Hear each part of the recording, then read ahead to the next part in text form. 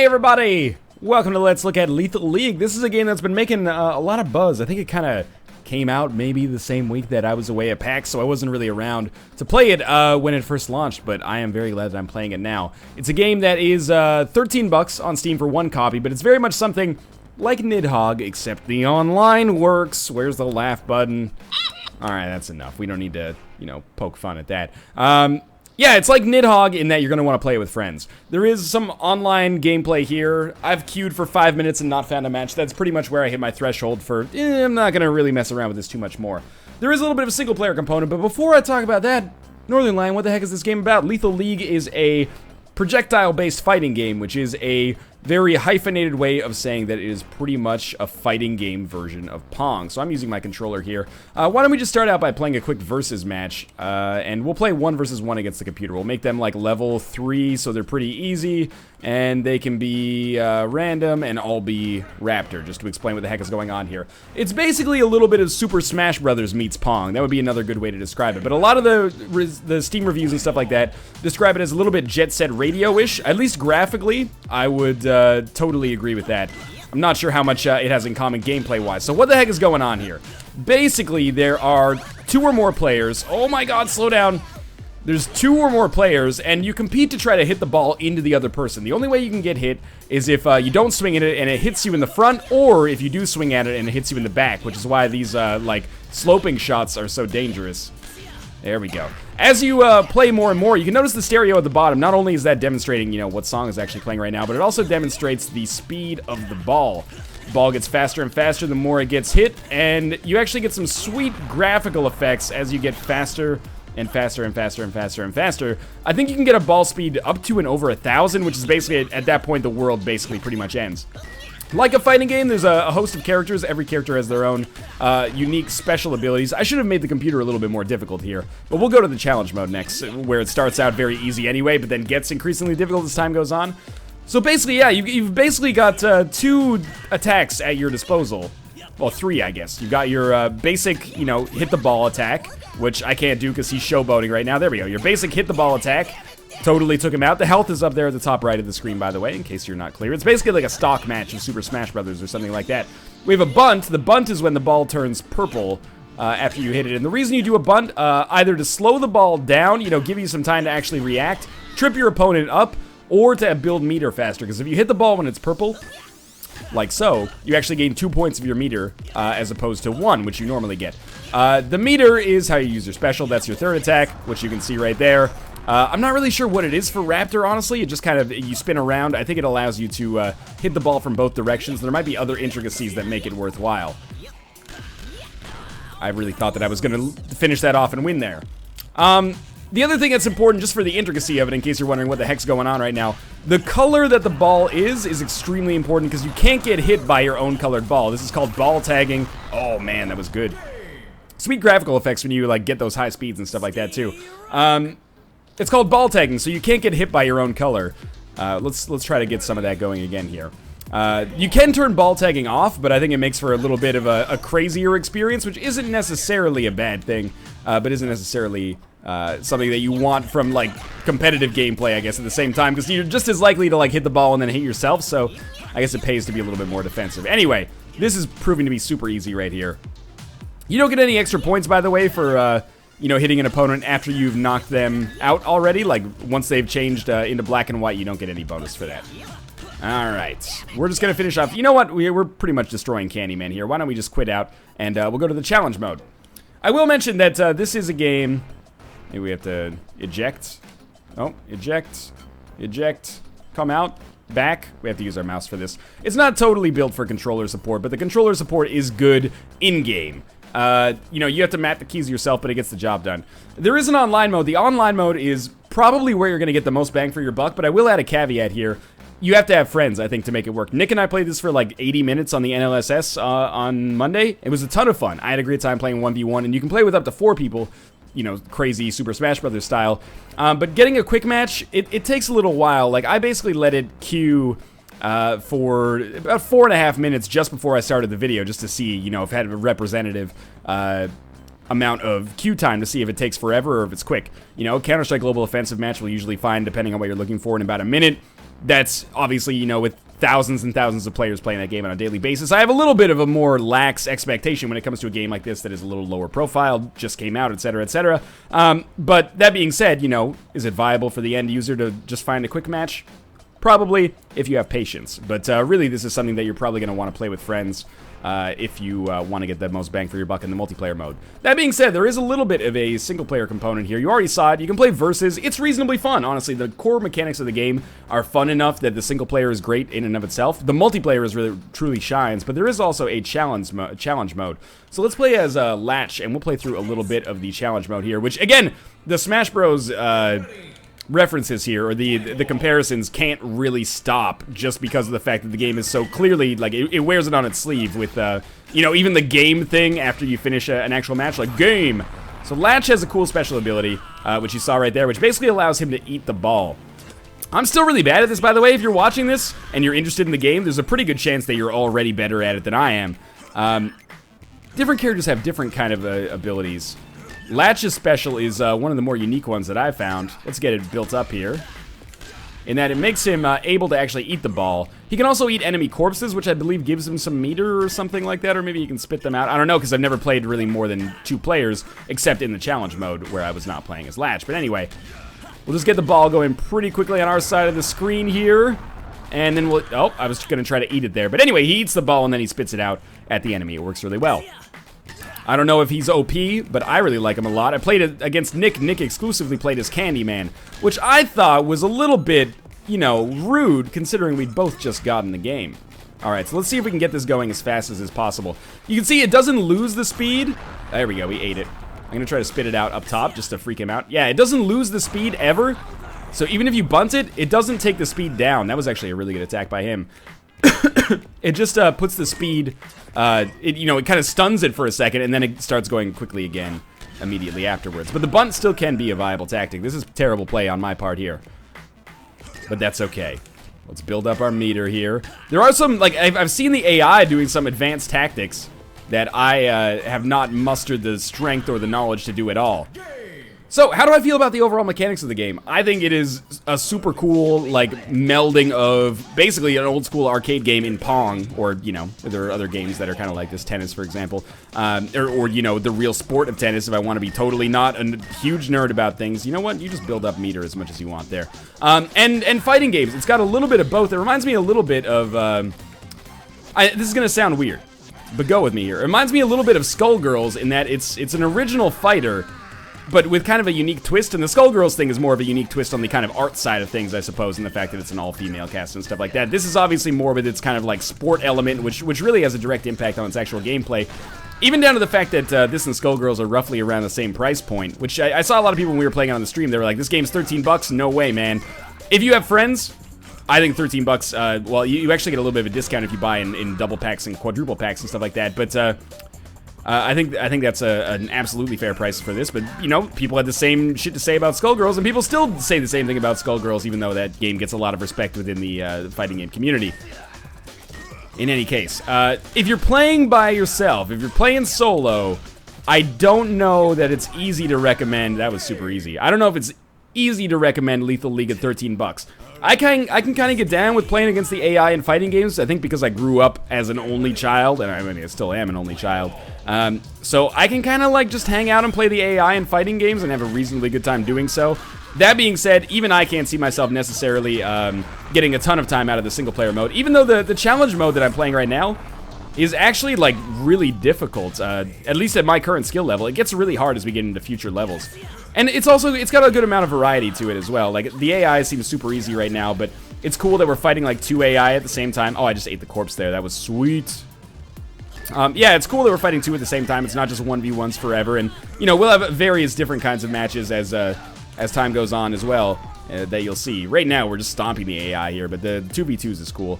We'll have a point match that comes later and different stuff like that. There is some customization when it comes to the items, like, you know, you can turn off ball tagging, which may or may not actually, you know, tickle your fancy. For me, it made it very difficult for Nick and I to actually do what we wanted to do. But there's a surprising amount of strategy that comes into it.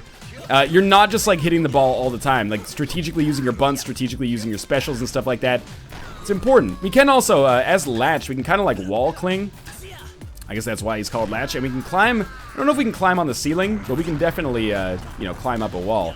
He's gonna have some problems getting through this. I really hope we get like a huge rally going soon, because you can see what the graphical effects are like when the ball speed gets really, really high.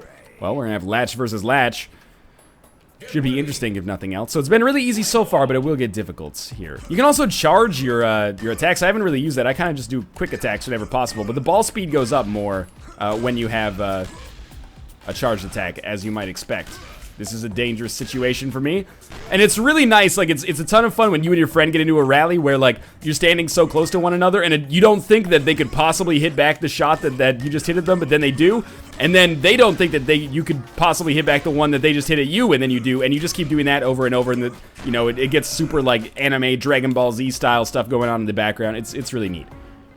That being said, you know, this is a bit of a weird Let's Look At, because I'm extremely positive on the game, but largely from a multiplayer context. It's a little bit like Nidhogg, you know? I don't regret calling Nidhogg one of the best games of the year, because I still feel that Nidhogg is one of the best games of the year. I did have a little bit of a biased online time with it, because the person I was playing with over online was on my local area network. You know, it was Kate, so she was in the house, and I just assumed that would work the same way for everybody else, and it did for some people. Like when I played Nick, it didn't work, but when I played like I forget who I played who it actually did work for, but anyway, they exist, I promise you that. But the online in this actually works, which is amazing. And yeah, the single player campaign is, it exists, and it's a cool way to kind of, you know, play around with the mechanics. Candyman's full of shit, by the way. Get ready for this bullshit that he pulls off. Juggling it like 7 times before it even touches the ground. We're gonna take him out as fast as we can. But really, the online component is the meat of it, and it's unfortunate that this series isn't really conducive to doing a Let's Look At with like 4 people at the same time. But whatever. You can go back and watch the NLSS VOD if you want to watch people having fun with this in real time, which is probably actually a more representative... That was so bad. A more representative look at what the game's actually like when you play it at the same time. You know, I'm not much for fighting games, but... And I say that, but I have played a lot of fighters recently. Like, I played our Super Street Fighter 4 Arcade Edition. Played a little bit of Skullgirls. I was gonna say a lot. That would have been a lie. Played a little bit of Tekken Tag 2, and actually did play quite a lot of Persona 4 Arena, even though I never really got good at it. So, I have like a mild kind of experience with fighters. Yeah, I ate your ball, motherfucker. Eat it. And this, like, it feels super accessible. You get the mechanics down super quickly. It took me, like, you know, in a normal fighting game, to understand even the slightest amount of intricacy can take you hours. God, I hate that special. Can take you hours and hours and hours. In this, you pretty much figure out that it's, like, you know, super high-powered, you know, Goku Pong pretty quickly. All right, we're both on the last stock here.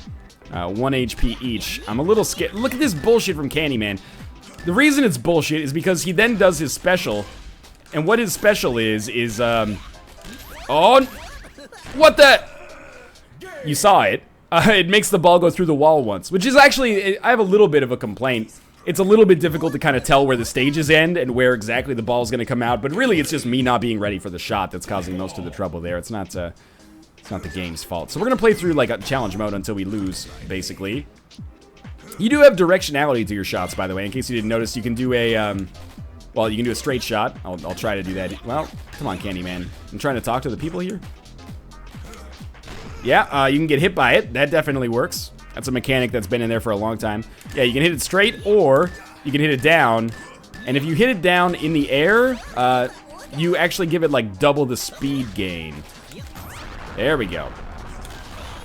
I didn't know you could actually spit it a direction there. That helps a lot, too. Yeah, so you get double the speed gain there. I'm hoping that we can get like one rally where we get up a little faster. It's actually not that hard. You'd think it would be super difficult when you're close to an enemy to like hit the ball back, but if they're telegraphing their shots a little easily, it's actually not that difficult to figure out when you should hit it in time, which actually leads to some really interesting rallies, and that's really where the game shines. Like, if he had actually hit that back, and we could have gotten our speed up a little bit more than 130, that would have been pretty sweet. And I'm not really into the intricacies of, like, building meter or anything like that, but I totally used our special there and blew it. We have a couple continues here, so even if we lose, it's not that big of a deal. I would show off some of the other characters, but honestly, I don't think we're going to really have that much time, and this isn't like a character spotlight video or anything like that, but there are some other interesting specials. Well, we won.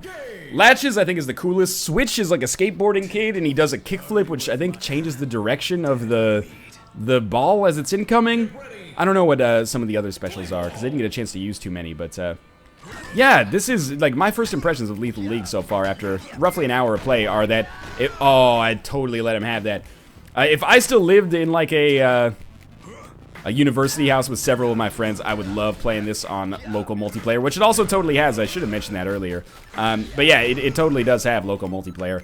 But as is, I look forward to, you know, playing it online. Hopefully more and more people pick it up, so, you know, quick matching and stuff like that becomes a little bit more viable. As of right now, we're not really at that point, which is, you know, disappointing, I guess, but actually relatively okay as long as you have friends. If you don't, then you might want to wait, pick up this in a sale, or, you know, wait until you make some friends who would be interested in playing the game. This is point mode, by the way.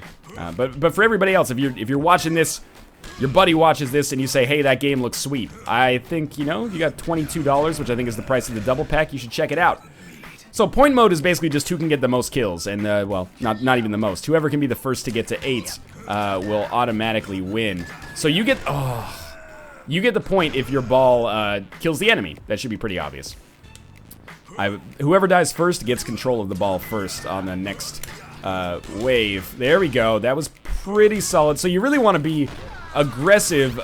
Did I eat it? No, I just wasted my special. You really want to be aggressive with, like, your possession plays to make sure that you have the ball. I hate that there's 2 latches here, by the way. Because you don't want the other person to be able to win just because, you know, they're hitting the ball more than you. Even if you're dodging it very well, if the other AI sucks, you're kind of out of luck. So I'm trying to make sure that I can hit the ball as much as possible here. That's going to work pretty well. That didn't work well. Oh, I ate it. Okay. It's actually, that was really good because it killed the AI who had the most points. So we can maybe come back into this. The problem is we have to be careful because, you know, Latch, the AI Latch, could theoretically win if he just got 2 points in one match, if he killed both of us. Oh, that's a problem for you. All right, 1 more point. So I'm just going to try to rush down an early kill here because that's all we need. Oh, no. 2 people at 7. Come on, Switch. You can do this, buddy. Put a little elbow grease into it, buddy. Oh, no. Just jump. Oh, get out of there. Switch.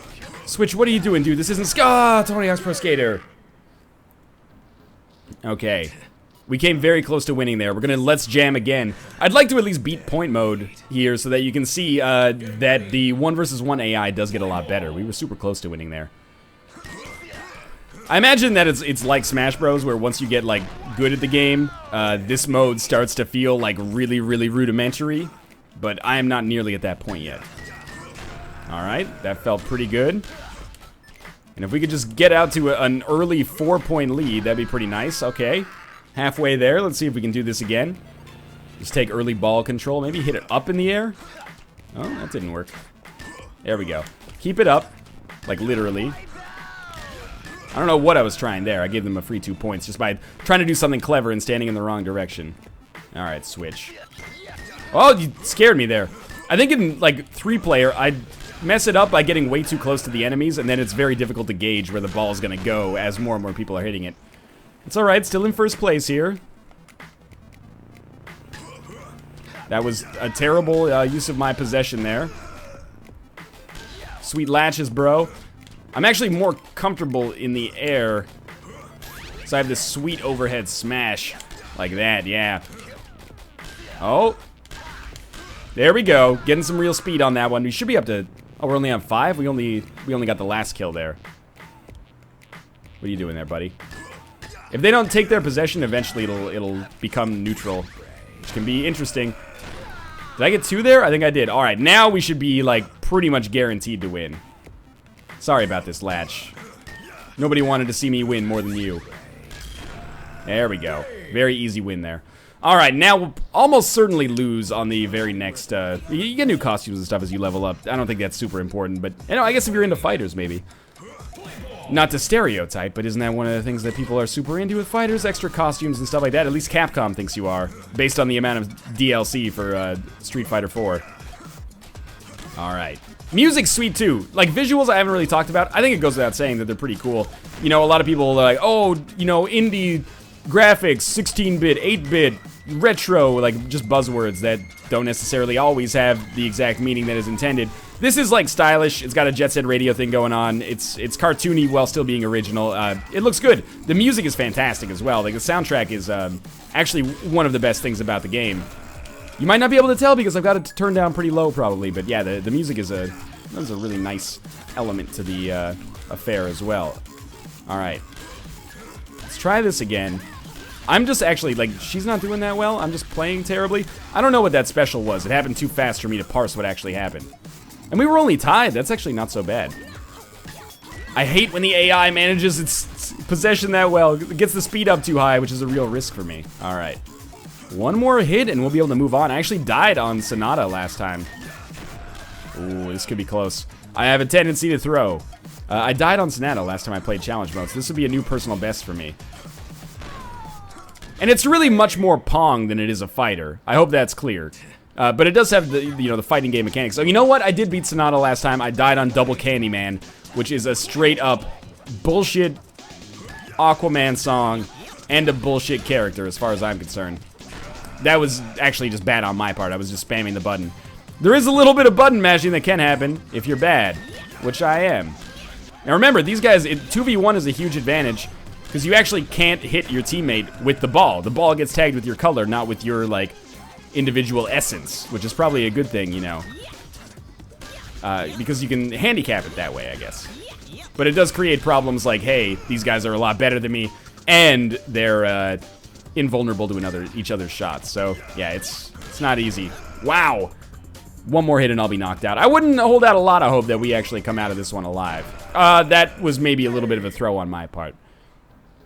One day Nintendo's gonna take notice of that game screen if they haven't already. In any case, this is Lethal League. It's a lot of fun. I hope you guys enjoyed my Let's Look At. Again, 13 bucks. I think it's worth it if you have friends to play it with. Especially if if you get a double pack and then you split it, it's actually a little cheaper. It's like $11.50. And there's a quadruple pack as well. I think it's available for $39.99, which should take it down to $10 a person. If you have friends that you can go in with it on, you'll have fun. This is the kind of thing, you can get some orange soda, wink wink, and some pizza. No winks there, pizza's dope.